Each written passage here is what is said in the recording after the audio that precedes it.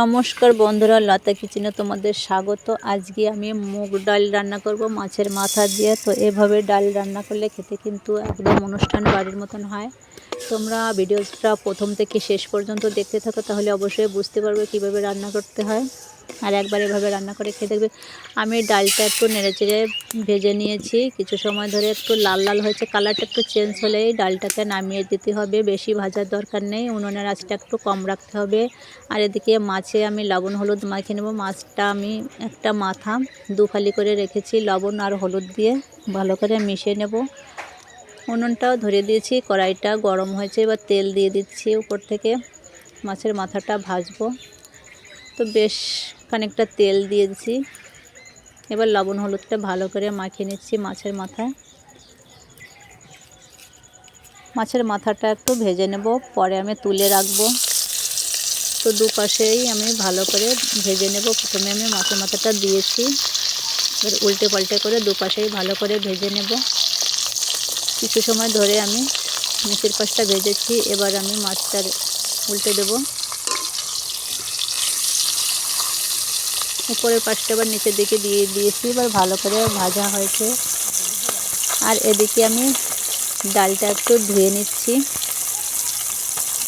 ডালের ভিতর কোনো ময়লা ছিল না, তারপরেও আমি একটু ধুয়ে নিচ্ছি। যদি কোনো ময়লা থাকে অল্প একটু জল দিয়ে আমি ভালো করে ধুয়ে নিচ্ছি।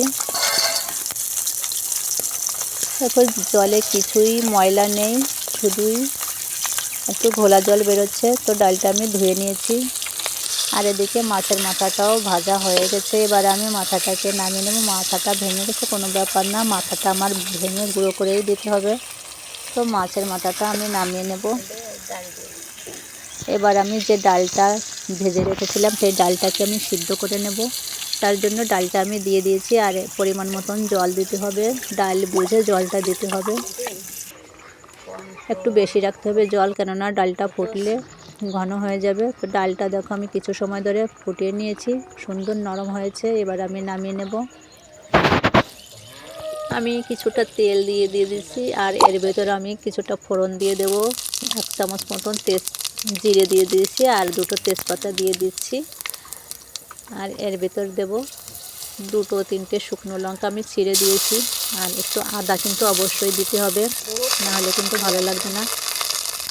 এভাবে রান্না করতে হলে এই মশলাটাই লাগবে, অবশ্যই করে দিতে হবে। বেশি কিছু লাগে না, খেতে কিন্তু অসাধারণ লাগে। তো আদাটা ভালো করে ভাজা হয়েছে। উনুনের আঁচটা একটু কম রাখতে হবে। আর যে মাথাটা রেখেছিলাম সেই মাথাটা আমি এবার একটু মশলার সাথে আবার ভেজে নিচ্ছি, একটু গুঁড়ো করে নিচ্ছি, কেননা পরে আমি গুঁড়ো করতে পারবো না। মাথাটা এভাবে আগে থেকেই ভেঙে রাখতে হবে, নিচের থেকেও ভেঙে নেওয়া যায়। আমি কড়াইতে দিয়ে ভেঙে নিচ্ছি। আর 4-5টে কাঁচা লঙ্কা দিয়ে দিলাম, একটু লবণ দিলাম, একটু হলুদও দিয়ে দেব। এবার সব কিছুকে আবার ভালো করে মিশিয়ে একটু নেড়ে চেড়ে একটু ভাজা ভাজা করে নেব। ভাজাটা যত ভালো হবে, খাওয়ার সময় কিন্তু মাথার স্বাদটা তত ভালো হবে। যতটা সম্ভব মাছের মাথাটা ভেঙে গুঁড়িয়ে দিতে হবে। যে ডালটা আমি রেখেছিলাম সেই ডালটা এবার আমি দিয়ে দিচ্ছি। ডালটা আমি একটু ঘুটে নিয়েছিলাম, তোমরা চাইলে গোটাও রাখতে পারো। যেহেতু আমার ডালটাও কম, অল্প রান্না, আমি সেভাবেই তোমাদের দেখানোর চেষ্টা করছি।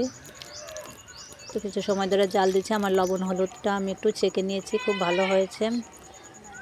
আর এবার উপর থেকে দেব 1 চামচ মতন ঘি।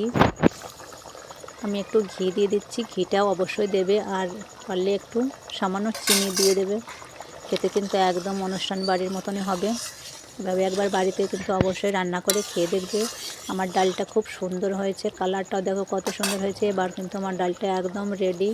আমি ডালটা নামিয়ে নিচ্ছি, নিচে নামিয়ে নিচ্ছি। এবার একটা বাটিতে আমি ঢেলে দেব। তো বাটিতে আমি নামিয়ে নিচ্ছি। ডালটা দেখো কালারটা কত সুন্দর এসেছে। আর এভাবেই রান্না করলে কিন্তু খেতে কিন্তু একদম অনুষ্ঠান বাড়ির মতন রান্না হয়। অবশ্যই করে একবার এভাবে রান্না করে থাকবে, খেয়ে দেখবে, খুব ভালো লাগে।